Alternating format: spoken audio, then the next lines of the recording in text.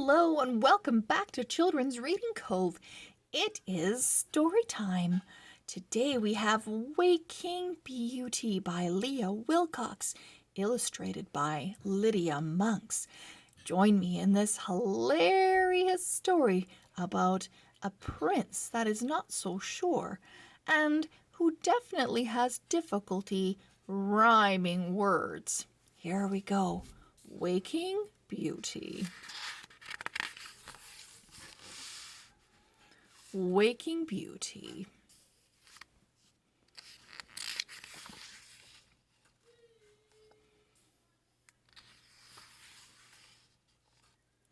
Once upon a Saturday, in search of dragons he could slay, Prince Charming heard a dreadful sound that shook the land for miles around.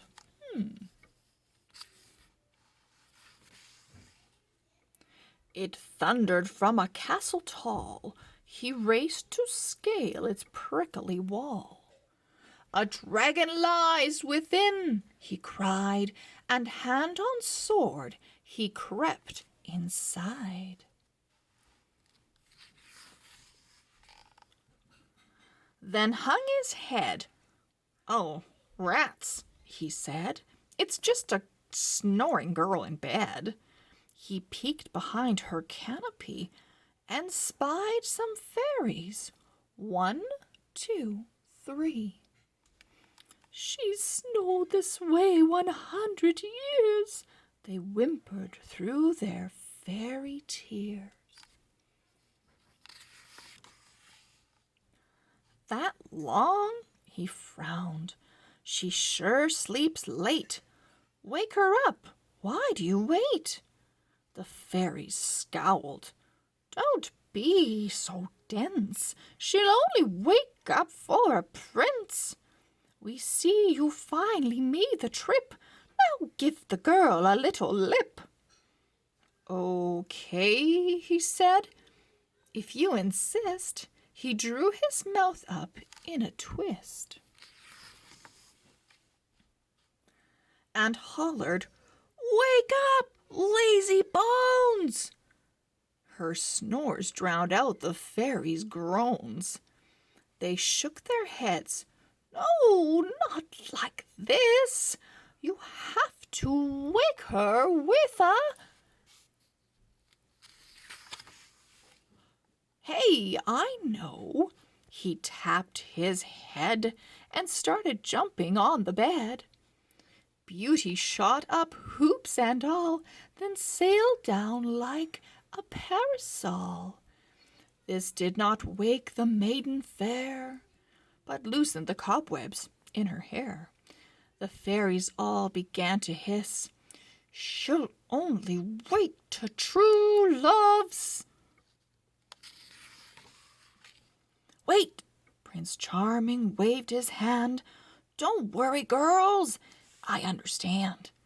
And stooping over her snoring snout, he dumped a water pitcher out.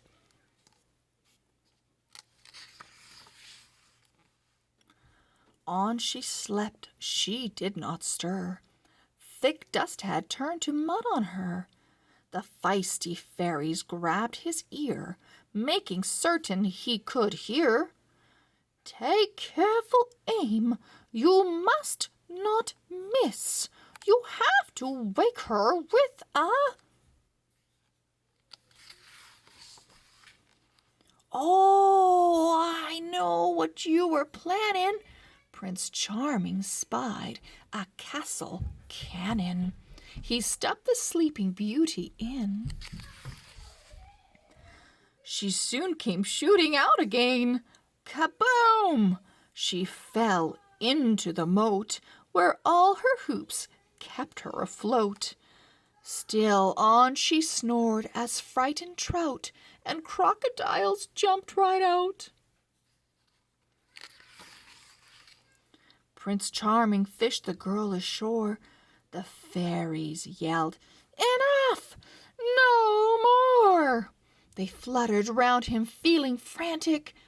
"How can you be so unromantic?" lunatic. She won't have ever after bliss until you wake her with a kiss. The prince's knees began to shake.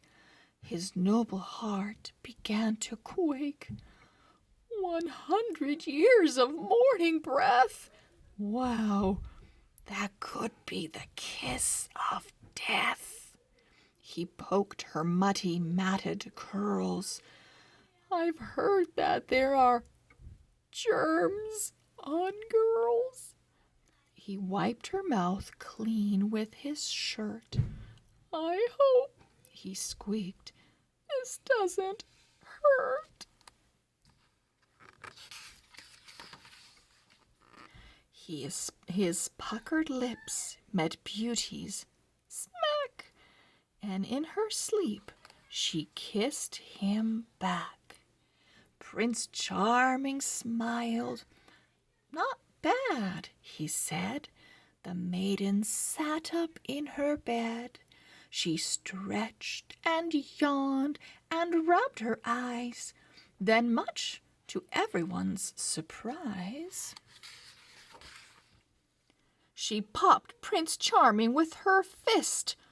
Who said that you could have a kiss? The pummeled prince slid down, poor chap, and fell asleep on Beauty's lap. Beauty groaned and bent to shake him. Fairies, tell me how to wake him. Just let the poor boy sleep, they said, and tired too, they went to bed.